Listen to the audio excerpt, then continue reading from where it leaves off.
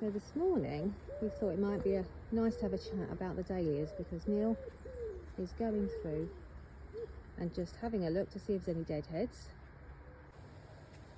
So how are they looking? What do you think? If I'm honest, it's the best year for a long time. Is it? Yeah. They love cooler, and obviously the rain is natural, so they love it. Yeah, best year for many years. They wouldn't normally be this big and this many until probably mid-September. While you're there, we have a few questions that we'd like you to answer for us. Okay. First one is feeding. So we fed them with bloodfish and bone before they woke up, about the end of April, because it was a bit later this year, and we haven't fed them since. So there's no feeding. We might give them a feed in September, mid to late September, if they're looking. We'll just have a look at them, won't we, Yeah, and see if they look like they need it. If you fed the soil, you don't have to feed it again. Yeah, so much easier. Yeah, watering cans with tomato feed's a nightmare. We have done that in the past. So, We ended up with very long arms. But to be honest, by the end of September, early October, they're going to get very thin stems anyway, because it's so much cooler, the light levels are lower. So feeding them is not going to really make a lot of difference. Yeah, and the growth slows down, doesn't it? So we've covered feeding. What about watering?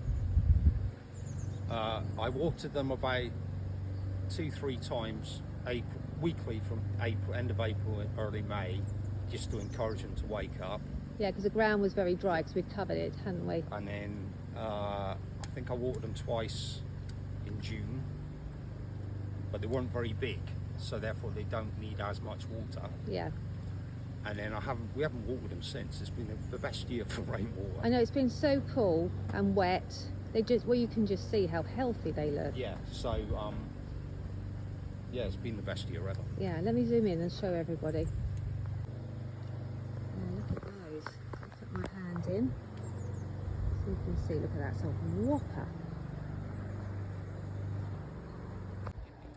We've had a few questions about cutting dahlias and the best time to cut them. Some people are doing dahlias in shows, which is wonderful. So this dahlia is just starting to go papery at the bottom, so you wouldn't want to pick that one for a display, but for the house it's absolutely perfect. You want one that is a bit more open. Now these are going to be ideal, but at the moment they are a little bit on the small side. You can see we've got 3 there, so in a few days they will be ideal, but they won't continue to open in the vase. Vase life is so short that they will start to go over before they open anymore.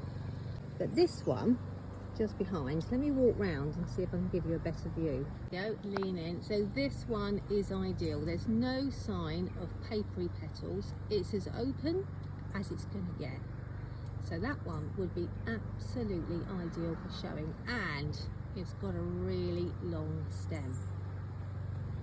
The next question we've got is about removing bottom leaves. So I'm going to bring you right down to soil surface.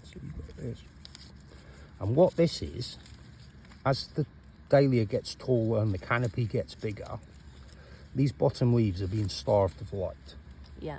So what the plant's doing is taking the chlorophyll back out of the leaf, yeah, and reusing it up the top where the full sun is.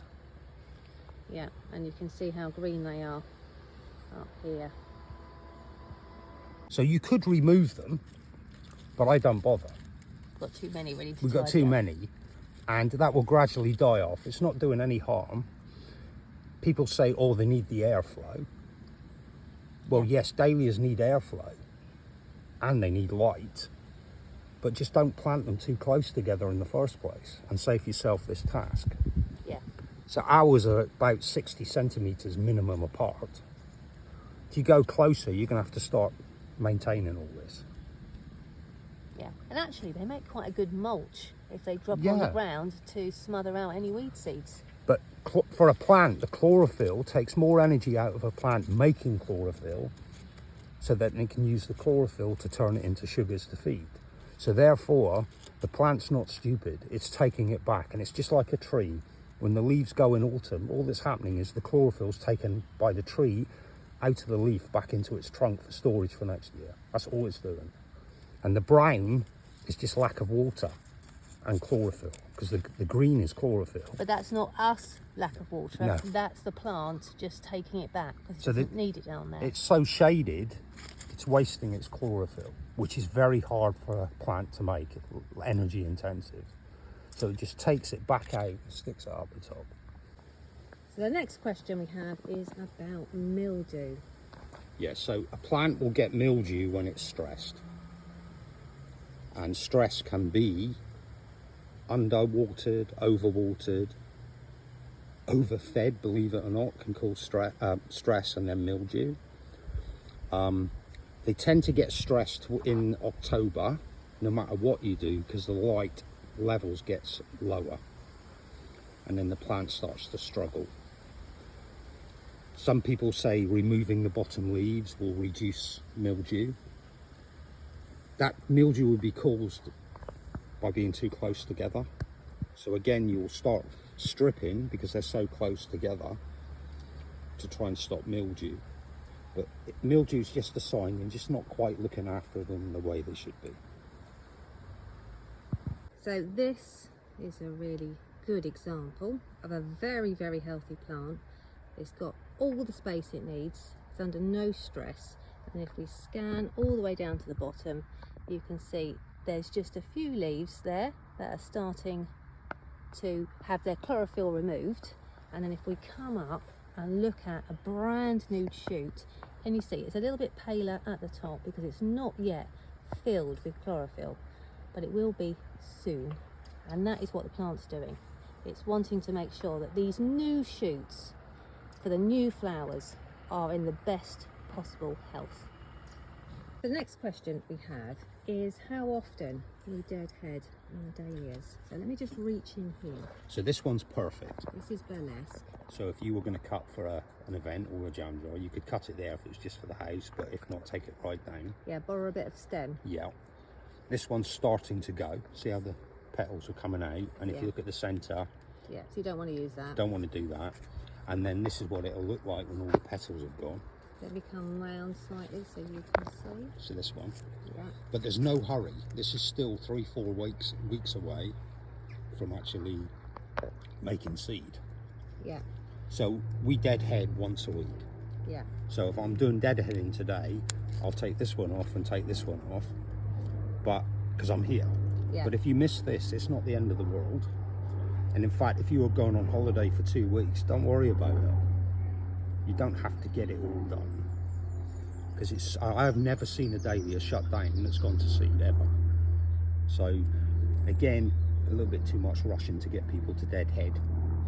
Yes, it drops petals and it looks messy, so you would take that off, but otherwise, if you want garden decoration, it still looks okay. Yeah, it does, yeah. Deadheading, this one's going over, you can see. Yeah. But another tip for deadheading when it's early in the season, because we are still early, is tends to be the middle one has gone over first. So when you see 3 stems like that, they're the 2 side ones, this is the middle one, that's going to be over first. Yeah. So you've left that now. Yeah. Once this one's next, and then it'll be this one. Once this one goes over, you'll cut it off, and you can wait till this one goes over. Yeah. I wouldn't cut it here. I'd probably take it all the way down, because your next side shoot's already opened up here, see? Yeah, beautiful. And that will keep the bush really contained. Yes, and if you were to cut that off when it's ready, it's going to get so spindly. Yeah. So there comes a time you've just got to bite the bullet and just go, right, I'm going to cut it here. So this is a really good example. This is Great Silence, one of my favourites, such beautiful colours. So we've got a plant here and you can see everything going on. So dahlias tend to shoot in 3s. So we had the first set of flowers already. So then we've got 1, 2, 3. So this 3 has been deadheaded once, and then you've got the new blooms coming through. This one here could do with the deadhead at some point, and then you've got 1, 2 and 3 coming from over here. And then here you've got 1, 2, 3 stems, again coming from down here. Now if you continue to leave them just by deadheading a little bit, eventually, there's only one stem down here, eventually you're going to put an awful lot of pressure on this one stem, and then these side buds are going to get really, really heavy. And then eventually, when this section has finished flowering, just to stop the plant getting really ungainly and putting way too much pressure on this one stem all the way down here, we'll cut it right back to here, and you can already see we have got new side shoots ready and waiting. So that will give the plant the opportunity to give the strength and vigor to these side shoots. There's another one on the other side. These in this section here, that will fill in, but it will take a few weeks. So if you give them a hard chop, just pick and choose and do little bits of your plant at one time, because they do take a long, if you really hard prune them, they do take a long time to come back, so you don't want to do the whole bush. So we'll just do this section here, leave other flowers somewhere else, and then move around, and then hopefully that should restrict the issue of having really bendy stems in September. Have you seen that, where you've got so many flowers and so many buds that the stems are so thin from sharing the energy that they're unable to hold themselves up? So at that point you can disbud as well, just to put less pressure on the plant. But if you give them a good prune all the way through the season, then that should be cut down to a minimum.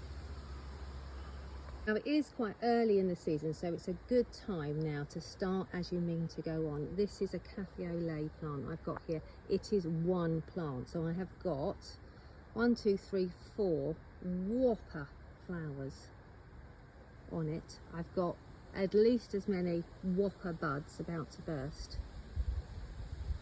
So we'll keep an eye on it. Look how tall it is, it's taller than me. We'll keep an eye on it. We won't let it get out of control. Keep it nice and compact, keep the airflow really good, and then you'll find that your tubers will also store so much better over the winter and bloom again next year, knocking your socks off.